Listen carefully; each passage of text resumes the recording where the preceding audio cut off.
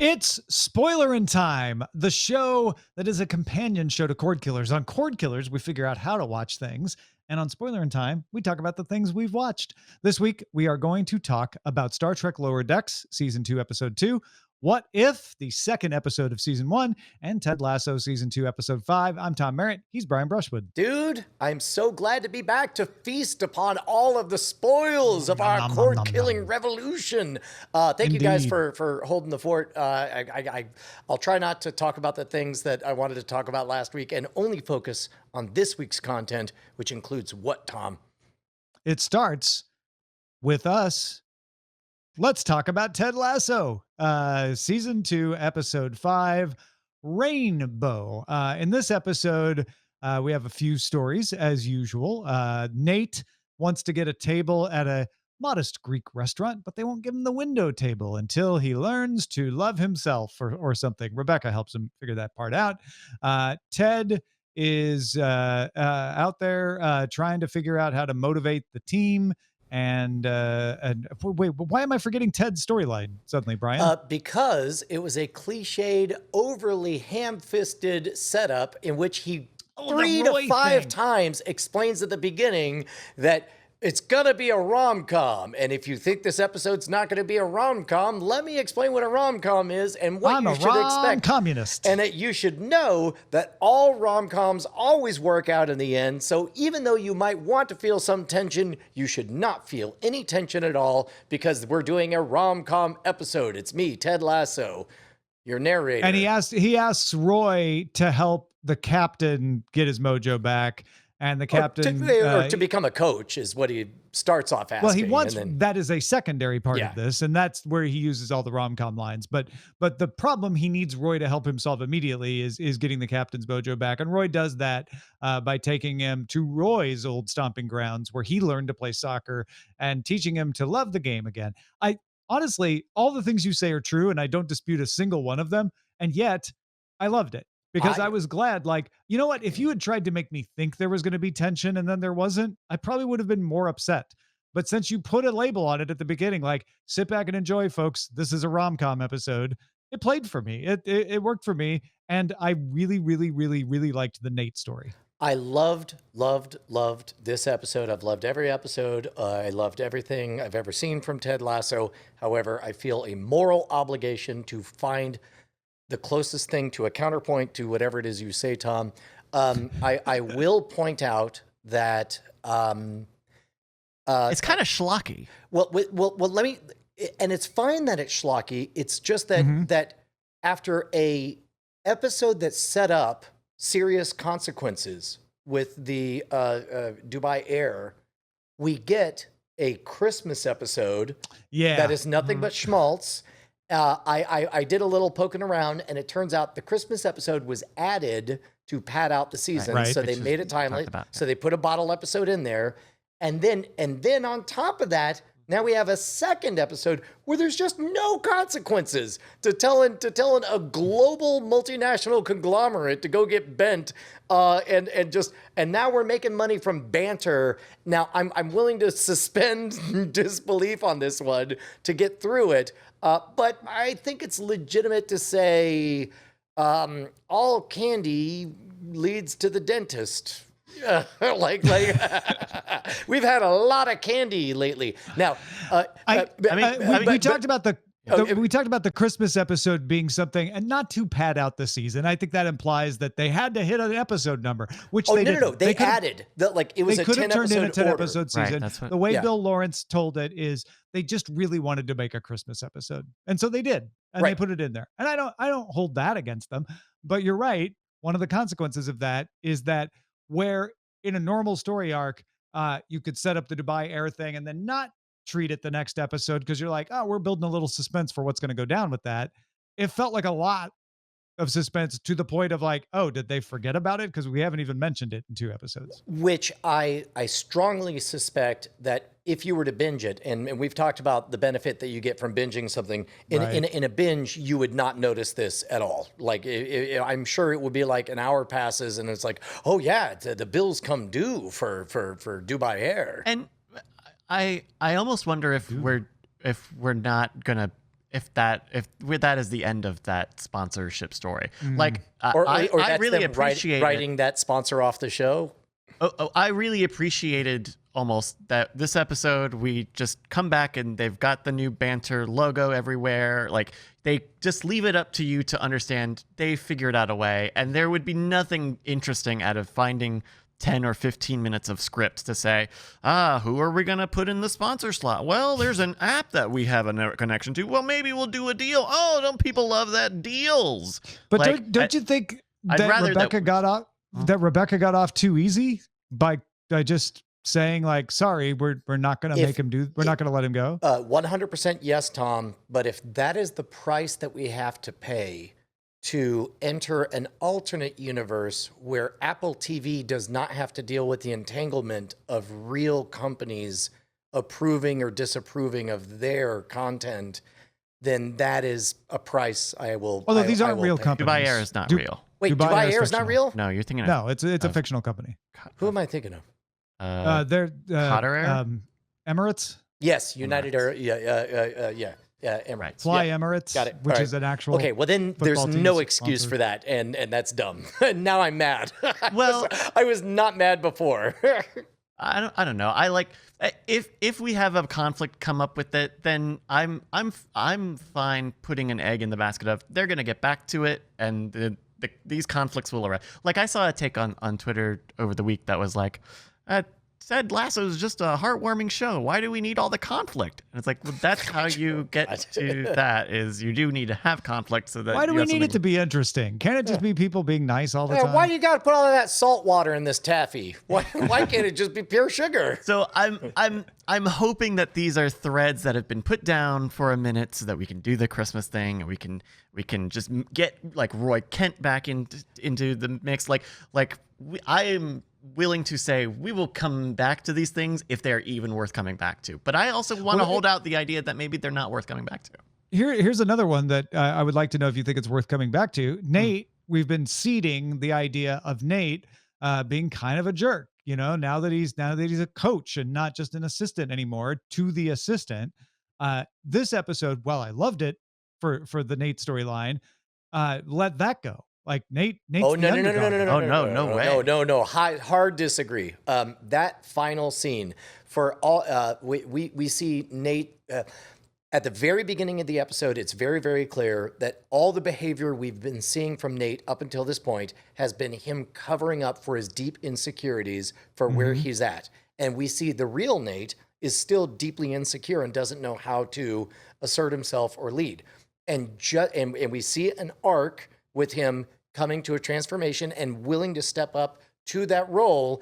And at that moment, we get the slow pan after the rom-com is finished between Roy Kent and Ted Lasso, pans on over, and you see just how hurt and destroyed Nate is at his loss of opportunity. No, you're right. That does continue the Nate story, but that's not what I'm talking about. We didn't see Nate's interaction with the assistant in this episode at all. It wasn't even touched on.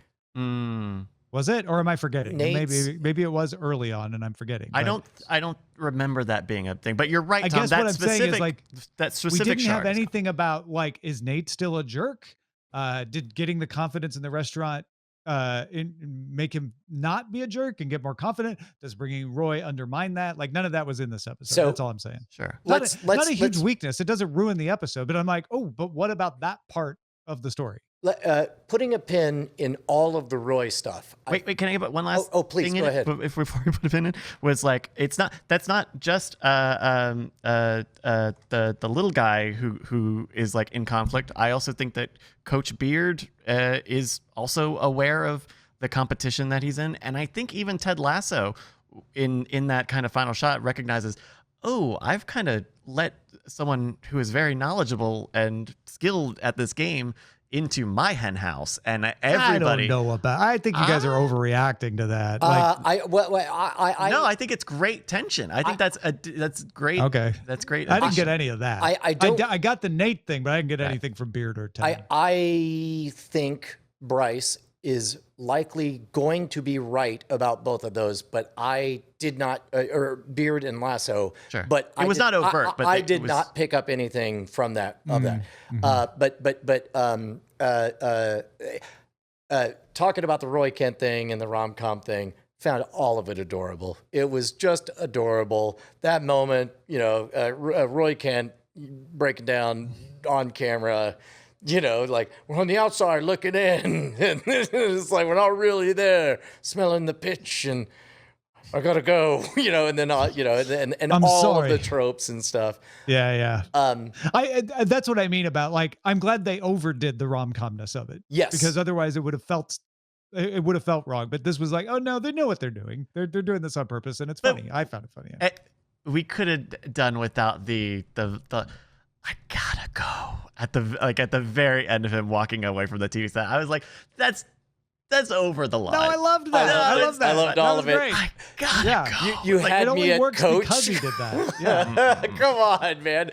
Well, and that's where it like Ted Lasso is very like, he's doing it in the universe of like, yeah, no, I know this is over the top, and I'm gonna keep doing it because it annoys you. We have danced around the single best part of this entire show, which is Nate is trying to figure out how to get a table at a restaurant. Mhm. And around Okay. the 23-minute mark, my 17-year-old daughter says, Nate is learning how to hey boss. and it slayed me because it's an ongoing bit on our show that just Brian talks his way into getting things or whatever, and then they do a full-on hey boss simulator with like walking up like, hey boss, I need a hero right now. I see it's my parents' jade anniversary, 35 years and all that stuff. I loved all of that very, very much, and I thought that it gave a clear. I like that they didn't overstate the why has Nate been mean. It might have been too much. What I, as a counterpoint though, I loved how they handled the doctor, where the doctor's not in this episode at all, except for one scene where the captain is, not doing well or something, and Ted just looks up and sees her reaction. That was enough for like, yeah, okay, we're putting that on simmer this episode, but there's still something between Ted and the doctor going on. Yeah. Mm-hmm. And as someone was pointing out, like I thought it was also a very another nice understated part of the show to let us know that Rebecca and Ted are definitely flirting with each other on banter, right? Like, that is that sequence is supposed to be. A good mentalist would wait until after the trick to reveal that a sealed envelope has been there the entire time. I will not seal my prediction in an envelope, and instead will say it's her ex-husband. Even because we are clearly being led down a path, and you think it's misdirection. What would be a big surprise is to discover that she's been flirting with her old flame without knowing it, because it's on banter. Right? Exactly. Okay, I suppose so. I think that's if the theme of this episode is this is a romantic comedy and we're Lock in it that in, universe. Daniel. I think that's too tricky by half. I don't know. I thought, yeah. That's some salt water for you your think taffy. it is what it looked like, where Yeah. they cut to Ted on the phone, and that's him. Yeah. Yeah, because The they internet linger on agrees. him for a little for more than they would need to, especially if like I don't know. I'm willing to bet. I would bet on it. All right. Yeah, you know what? A gentleman's wager. I will take a wager of 10 merit marks. Okay, I will call even it. money. I will call your 10 merit marks. Okay. Excellent. I will hold your stakes. Anything else on Ted Lasso episode Rainbow? No, it's great. The show's great, and the only thing that breaks my heart is that I'm not able to binge it, that I have to wait a week after week, but it holds up. They had me at Ted. That is Ted Lasso Season 2, Episode 5. Let's talk about What If Season 1, Episode 2, T'Challa became a Star-Lord. This is where Yondu shows up accidentally in Wakanda because of bad directions. Or actually, is it Yandu? I think he Yeah, just yeah, sends people. Yondu. Well, But that's well, it he happened doesn't show because up. He sends people. he Right. contracted And out cheaper. and they get the wrong guy and bring back T'Challa, who then becomes Star-Lord, and Star-Lord is actually famous and actually known and has fans, unlike the Peter Quill Star-Lord. And then we get a story that is sort of mimicking Guardians of the Galaxy, where they have to go to the Collector, but it is somewhat of a different story. And then the lie that Yandu gave to T'Challa was that Wakanda had been destroyed when it had not. Yeah. This was great. I wasn't there for the very first discussion of What If. I think I've previously mentioned that my megrims about this series are that What If was always one of my favorite comic books, and it rewarded people who dove the deepest into the Marvel cinematic or Marvel comic book universe because it was the biggest playground that you could see, crazy mashups happen. As you guys know, I love mashups of all varieties. My biggest worry about this animated series is, number one, being animation. You never really know what you're going to get until you see it. Number two, the MCU is a smaller playground than the comic book universe has been. The first two episodes of this have been absolutely extraordinary, wonderful from beginning to end. I've watched each of the episodes multiple times. I missed the opportunity to talk about episode 1. I think I like episode 1 a little bit more than episode 2, just because episode 2 is such a parade of people, and because it's so. The character of Black Panther is written so that he's always awesome at everything, which is great until you realize, oh, he's only just going to be awesome at everything always. And that, but of course, it's I feel inappropriate even saying that out loud, given the fact that, of course, we love Chadwick Boseman. But it was a little bit of like, hey, here's the Black Panther Hall of Fame. This dude will do no wrong because. Thank you for saying it out loud, because I don't feel good saying it about somebody above such a beloved character. Although I think they tell this story the same way anyway, because T'Challa is that guy, and it would be less believable to me. I was glad. I was like, oh, so is T'Challa going to be Star-Lord in that same way as Peter Quill? Because he's not the same guy as Peter Quill. And no, it wasn't. It was like, well, if T'Challa becomes Star-Lord, he's super competent, as we already know. So his Star-Lord would be super competent. And so I bought that. I'm like, so then I was like, okay, but that could be boring if it's like Star-Lord's great and he brought Thanos to bear and he made Yondu turn against crime. That would be boring if they hadn't had the lie. That's where it came in. It's like, but he was fooled into it. And so now all of those good things that he built might fall apart because he no longer trusts Yondu, and he's going to want to go back to Wakanda. He's not going to want to be Star-Lord. And also, it also works because this is a 30-minute DJ mix set and not another 2.5 hour or 4 movie franchise and that's part of why it really, really worked for me.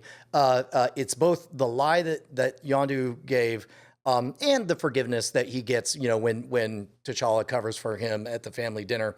But then on top of that, as we just talked about with Ted Lasso, I like some salt water in my taffy. Ending the episode with, oh yeah, because this wonderful, cheerful, everything is bubblegum and candy outcome happened, Peter Quill's dad shows up and bestows upon him, this is how Earth ends. Anyway, moving on. Loved that as a counterpoint to to some darkness to the light, but it really was pure joy. It was great. I've enjoyed every single frame of every episode of What If so far. Yeah, I was a little bit disappointed by the fact that Captain Carter, once we find out it's Captain Carter, sort of just followed the Captain America story with some minor changes. So I was very excited that this changed. This changed more than the Captain Carter story. So Oh, I that's definitely interesting. enjoyed this a little better. I liked about the Captain Carter story that they managed to hit parallel structures in completely different ways. I don't think the good guys ever had the Tesseract in the first Captain America movie, you know. But what if they did? And it's like, what would they do? Oh yeah, sure, he'd make an Iron Man armor. That's yeah. This one was a louder freestyle mashup of characters. Boy, there is a parade of a lot of characters in here.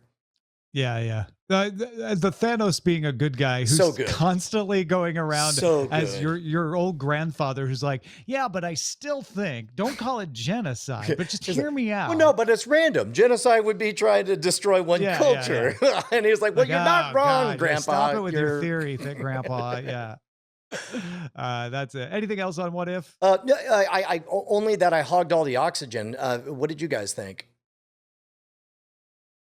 I thought it was fine. Yeah, I like the after credit scene made me go like, okay, so we just did Guardians 1. What happened in Guardians 2? Oh, God. Yeah. Okay, whatever. So that was my only and the kind of going off a little bit of our discussion from last week of, okay, so this is definitely not just an anthology. We're going to be coming back to these. So there will definitely be a Guardians 2 episode at some point. If not this season, then next. Well, and this is the smaller playground thing that has me worried. But so far, it's been a lot of fun. I've loved everything so far.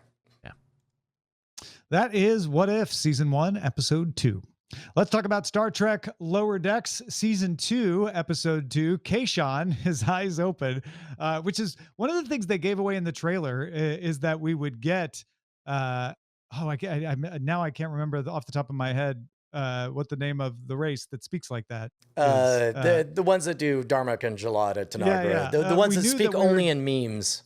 We were getting that character in here. I was like, how are they going to do that? And I loved that it's like, oh no, he speaks common, whatever the common language is, but every once in a while he falls back into his original language because he can't remember things, and the universal translator can't translate when he does that. And it's that perfect thing of like, what's the word in Spanish? It would be, gracias. And you're like, oh, you mean thank you? Oh yeah, that's it. Except it's Darmok and Jalad at Tanagra. Well, and it's funny to me because we kind of live in that world with an age differential. Like if you're creeping up on 50, like yours truly, then a teenager might be tempted to say, like, what? Somebody took that and ran away? Kind of sus. And then I might look and they go, oh, I mean, that's fairly suspicious. Like the internet meme culture is what that episode of The Next Generation predicted. And I like the way they're playing with it. I also was surprised that we didn't get a Boimler episode. There was Boimler in this episode, and a great Boimler B story. Basically, Boimler was the B story. I had expected that, we had the A story on the Cerritos, that we would get Boimler A story this with maybe a B story or tiny bit of the Cerritos. But I do love how they solved Boimler coming back to the Cerritos. It's genius. Like, I can't believe I didn't think of it. Like, oh yeah, you do the Riker thing. You make two Boimlers, and there's a Boimler that's going to stick with Riker and a Boimler that goes back to the Cerritos. And up to this point in the story, they're identical, except for that one little transporter accident. Well, and even then, there's the new, philosophical question of like, okay, well, who gets to be the real Boimler or whatever?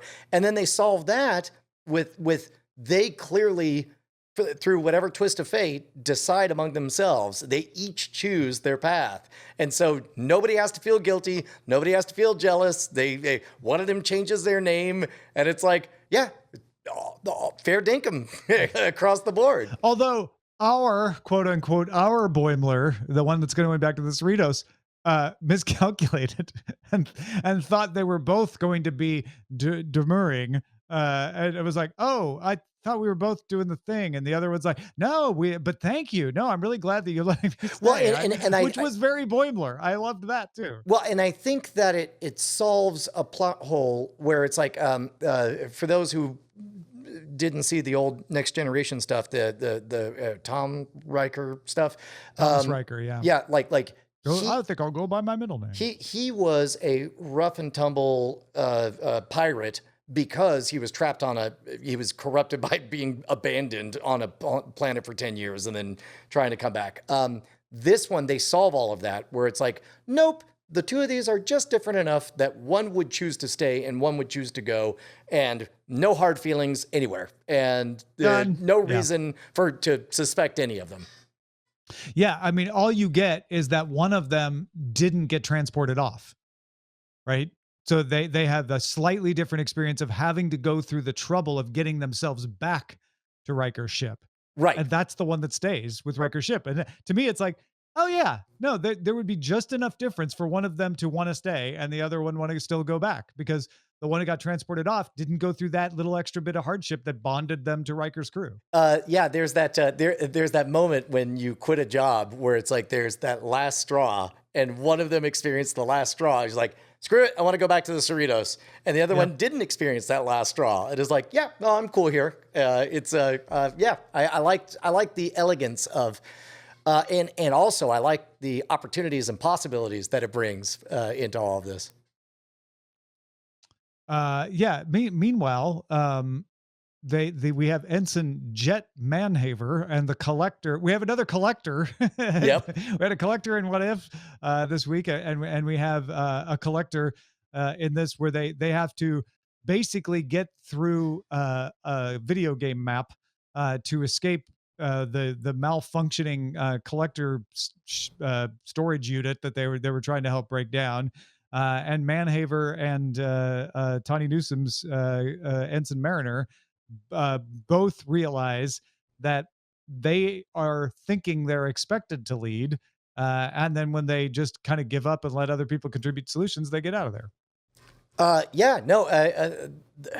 The whole show continues to impress and delight. The pacing, the nonstop structure. And what I've started to do lately is really try to focus, and maybe Bryce, you could shed some light on it, what it's like to see it not knowing nothing about Star Trek. I thought this was a fine episode. I agree a little bit with what you touched on, Tom, earlier, of like, based on our discussion last week. Like, I agree. I definitely thought we were going to have a big Boimler A plot and then a little Cerritos B plot to balance us out. But I guess by the end of this episode, we kind of solve for that anyway. Otherwise, like, I'm seeing that there were apparently a ton of Easter eggs and all the collectible guild stuff. Oh yeah, and that, none of that plays for me. But it didn't feel like, oh, I'm missing all of this stuff. Oh, I need to see who this helmet is from. Like, I don't really care about it. So it's better that they just had it and didn't make a huge deal out of it than the opposite. Which, now that I'm thinking about it, not to spoil, don't listen if you don't want to know about What If. They did the exact same thing in What If. I forgot about that scene where they took us on a tour of all the gizmos of the you're in a collectibles area, show us some Easter eggs. I don't even think that's much of a spoiler, honestly. Yeah. All right, that is Star Trek Lower Decks. Thank you all for being with us. Thank you for supporting us. Patreon.com/cordkillers. Next week, we will talk about the 3rd episode of What If. We will talk about the 6th episode of season 2 of Ted Lasso and the 3rd episode of season 2 of Star Trek Lower Decks. We'll spoil you then.